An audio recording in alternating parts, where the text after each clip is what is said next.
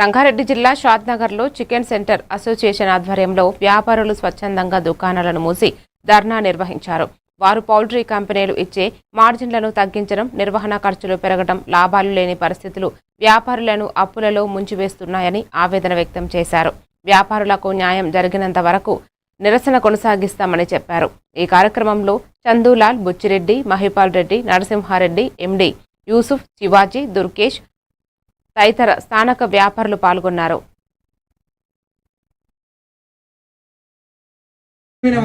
Soybean ఏమైనా ఇచ్చిండా ఎక్కడైనా పెంచిండా? ఎంప్లాయీస్ కు చికెన్ సెంటర్లో ఏమైనా జీతాలు పెరిగినాయా? స్నేహ కంపెనీలో అవి వెంకటేశ్వర యాచర్లో ఏమైనా జీతాలు పెరిగినాయా? మరి పెరిగినప్పుడు నీకెందుకు ఇన్కమ్? అవునా కదా? అవునా కదా? మనకు చికెన్ ఆర్డర్ ఎవరైనా ఇస్తే తినిపో అన్నా, తినిపో కాక అని కిలో చికెన్ ఇస్తున్నాం. ఒక 50 కిలోలు 10 కిలోలు చికెన్ ఇస్తే పల్లాలకు లోడ్లకు లోడ్లు కోళ్ళు చేస్తున్నాం.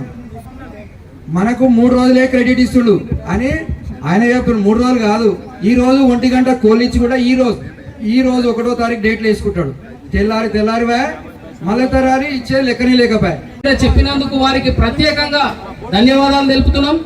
ఈ కార్పొరేట్ సమస్యలన్నీ ఎలాగైతే యూనియన్ గా ఏర్పడి ఒక తాటిపైకి వచ్చినాయో, మనం కూడా ప్రతి ఒక్కరం చేయి కలిపి మన వాయిస్ ని ముందుకు తీసుకొని పెద్ద ఎత్తున మన హక్కుల్ని మనకొచ్చే మార్జిన్ ని మనం సంపాదించుకోనికే మనం ప్లాన్ ఇంకా పెద్ద ఎత్తున చేద్దామని